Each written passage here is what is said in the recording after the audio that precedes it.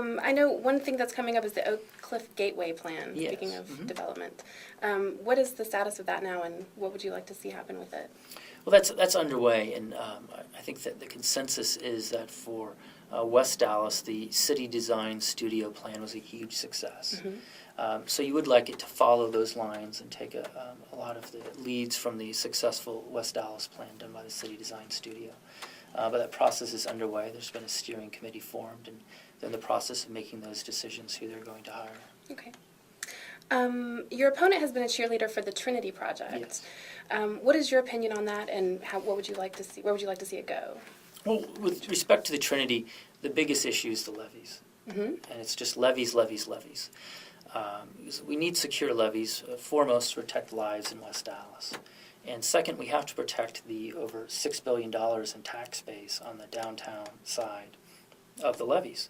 Because simply put, if we don't repair these levees and FEMA redraws the 100-year flood map, then we will essentially lose $6 billion in tax base.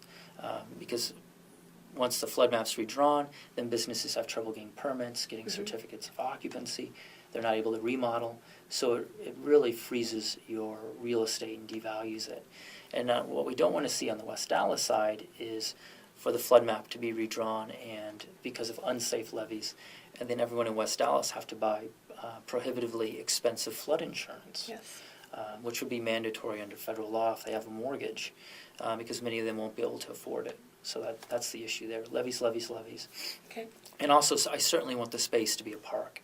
There's no greater amenity for residents all the way through to visitors than a public park, a great public park. And so that's what we need to focus on. So I'm a huge supporter of the Trinity in both those aspects.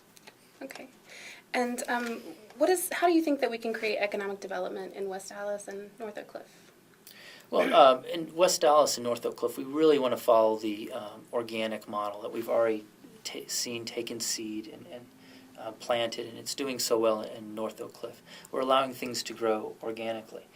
And we would use several of the techniques I talked before, where we need to create, through our regulatory environment and through the Dallas Development Code, more different paths of economic development than just development along arterials, tollways, and interstates, or economic development that completely raises buildings and then puts in a new building.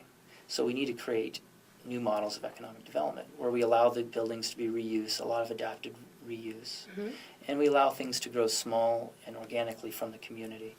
And that would go back to some of those points I talked before about equivalencies and various changes to the Dallas Development Code. As other changes would include temporary zoning, and there's a whole host of them that could be done.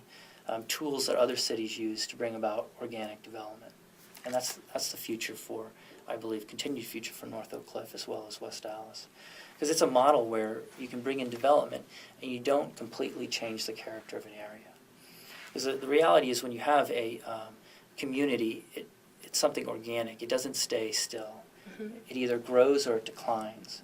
So we want our communities to grow without losing their character. Yes. And one of the big ways you can maintain your character is by keeping your older buildings and just improving the space between the buildings, because then people still identify the building. There's just a new use in there. Yes. And so it doesn't displace so many people because it keeps the neighborhood fabric the same. Okay. That continuity. So you'd certainly want to see that in West Dallas and continue in North Oak Cliff and let them each develop their own wonderful character. Okay. At a candidate forum recently, you were talking about housing and how sort of public housing has affected South Dallas. Could you explain that a little bit? Yeah. You were talking about economic development and how sort of too much a concentration of public housing can affect. Yeah, a concentration of low-income and subsidized housing just in one area can not only have a negative impact on economic development, but also schools as well.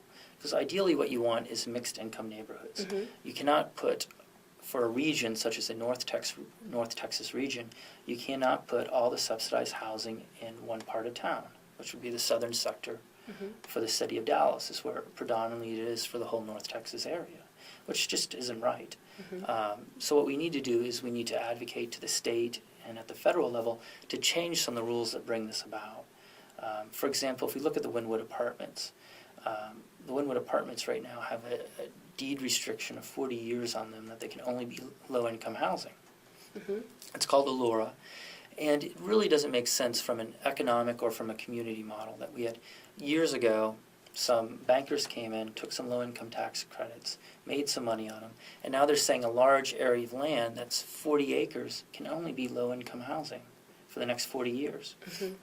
So what we need to advocate is that these LURAs, these deed restrictions, are removed so we can put in mixed-income neighborhoods. Have a whole spectrum, a whole continuum of people living there, because that's what will foster economic development. Yes. Okay. And I guess there's efforts to revitalize Wynwood Village, and I guess that's sort of can't really happen with the housing that's around there. It would be having a mixed-income neighborhood around Wynwood Village, then going back to Wynwood Village and improving the connections to I-35 through the housing development, Mm-hmm. and bringing in, as we said, mixed-income, mixed-use area around it would completely change Wynwood Village. And that is one possibility for the future. And certainly it's much more difficult to redevelop Wynwood Village when you have a 40 acres of land next to it that is deed restricted to only be low-income housing. Mm-hmm. And these are development patterns that you don't find on the north side of the river. You only find them in the southern sector. Mm-hmm. And so that's something that we should really work to remove and to create a level playing field and something that gives people more choice. So there will be more affordable housing in North Dallas so that people can choose to live there, go to the schools there, Mm-hmm. live closer to their work, and then bring in more mixed income neighborhoods in the southern sector.